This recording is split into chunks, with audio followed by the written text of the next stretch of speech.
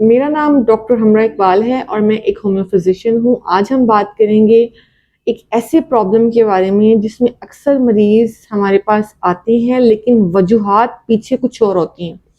मैं बात कर रही हूँ स्किन इरप्शंस की। स्किन इरप्शंस का मतलब होता है कि आपके फेस पे, आपकी बॉडी के किसी भी स्किन के हिस्से पे कोई दाने, कोई पिंपल्स, एक्नी, कोई पस्ट्यूल्स, बॉयल्स, फ्रंकल्स, कार्बंकल्स, ये सब वो नाम है जो हम इनको देते हैं। और मेडिकली तौर पे ये सब अपने-अपने तरीके से कैटेगराइज़ भी हैं, इनकी अपनी-अपनी वजूहात भी हैं। इसी वजह से हम इनका ओवरऑल जो ट्रीटमेंट करते हैं, वो इनके बैकग्राउंड पे जाके करते हैं। लेकिन ओवरऑल अगर बात की जाए तो इनकी जो मैनेजमेंट है, जो हम घर पे रह के कर सकते हैं या इनका ख़्याल हम घर पे रह के कर सकते हैं, वो तकरीबन एक जैसी है। हमारे पास जब क्लिनिक में पेशेंट आते हैं डिफरेंट प्रॉब्लम्स के साथ, तो उसमें जिनको साथ कुछ जल्दी मसाइल होते हैं, तो वो सबसे बड़ी गलती ये हुई होती है कि वो घर पे उसको मैनेज कर रहे होते हैं और बहुत गलत तरीके से मैनेज करते हैं। अगर आपकी स्किन पे कोई भी दाना या कोई भी इस किस्म की चीज़ें हैं जो कि आपके जिसमें कोई ब्लड है या पीप है जिसे पस कहते हैं, या कोई वाटरी डिस्चार्ज है, उसमें खारिश भी है, वो खिंच रहा है, उसके अंदर ब्लड भी है, तो इसको आपने किसी भी सूरत विदाउट डॉक्टर कंसल्ट किए इसे अपने घर पे ट्रीट नहीं करना। लेकिन जो काम आपने खुद से करने हैं या जिन बातों का आपने ख्याल रखना है, वो ये रखना है कि आपने अपनी जिल्द की सफाई का ख्याल रखना है। क्योंकि अगर आपकी स्किन साफ रहेगी, ड्राई रहेगी, तो फिर डेफिनेटली इनकी हीलिंग जो है वो अच्छे तरीके से हो सकेगी। समटाइम ये होता है कि अगर आप पसीना आता है तो उससे भी ये वेट रहते हैं या गीले रहते हैं, तो उस वक़्त भी इसको आपने बहुत तरीके से, बहुत आराम से, बहुत सुकून के साथ इनको आपने ड्राई करना है।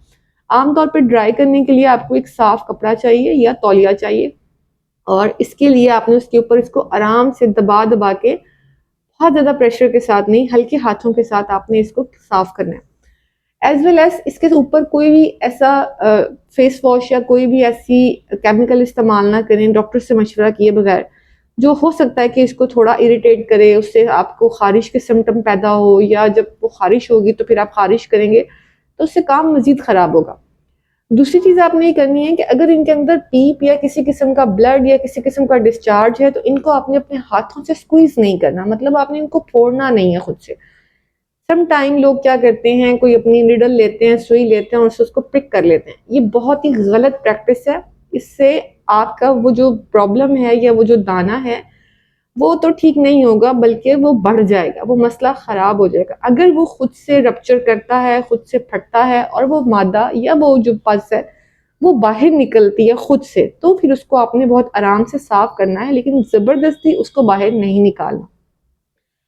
तीसरी चीज़ इम्पॉर्टेंट जो है वो ये है कि आप इसके ऊपर कुछ गरम टॉवल वाले पानी में या कोई नीम गरम पानी में जो आप कपड़ा डिप करके आप इससे उसको टैप कर सकते हैं, उसको अप्लाई कर सकते हैं, ताकि वो थोड़ा-सा स्मूथ हो जाए, थोड़ा रिलैक्स हो जाए। उससे क्या होगा कि उससे आपको टकोर मिलेगी, वहाँ पर इन्फ्लेमेशन मौजूद है, वो टकोर आपको थोड़ा रिलैक्स कर देगी।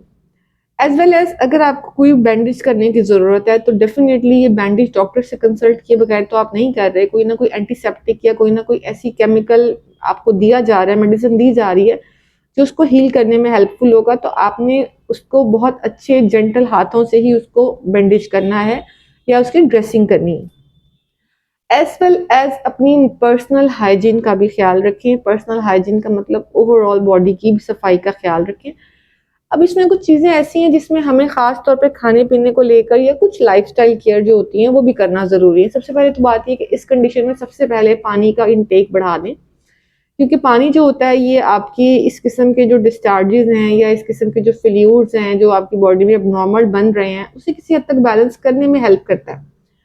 एज़ वेल एज़ आपने न्यूट्रिशनियस डाइट खानी है, फ्रूट्स खाने हैं, सब्जियाँ खानी है, प्रोटीन खाना है, बहुत ज़्यादा कार्ब्स नहीं खाने, यानी गंदम, चावल जो है ये हमें थोड़ी कम खानी चाहिए ऐसी स्टेट में। और मिर्च, मसाले, स्पाइसेस, तले हुए खाने, ये आपके लिए भी खतरनाक हो सकते हैं और ये भी आपके स्किन के इस मसले को बढ़ा सकते हैं।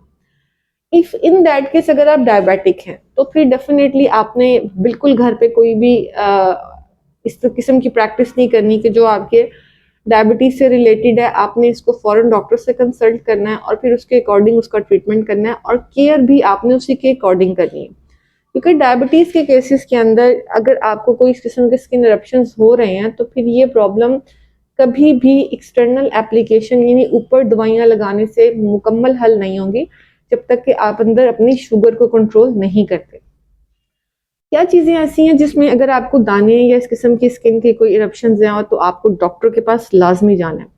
देखिए, अगर इसके साथ साथ आपको हल्का हल्का फीवर रह रहा है, आपको कोई चिल्स है यानी आपको ठंडक का एहसास होता है, तो आपने लाजमी डॉक्टर से कंसल्ट करना है।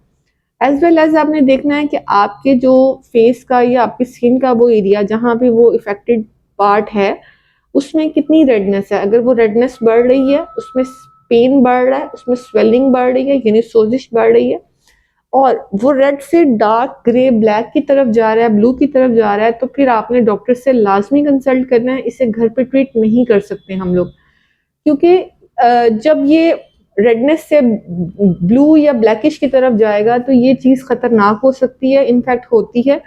ये नेक्रोसिस या गैंग्रीन की तरफ चला जाता है मामला और ये काफ़ी खतरनाक सिचुएशन है जिसको हम मामूली या लाइट एंटीसेप्टिक से भी क्लियर नहीं कर सकते।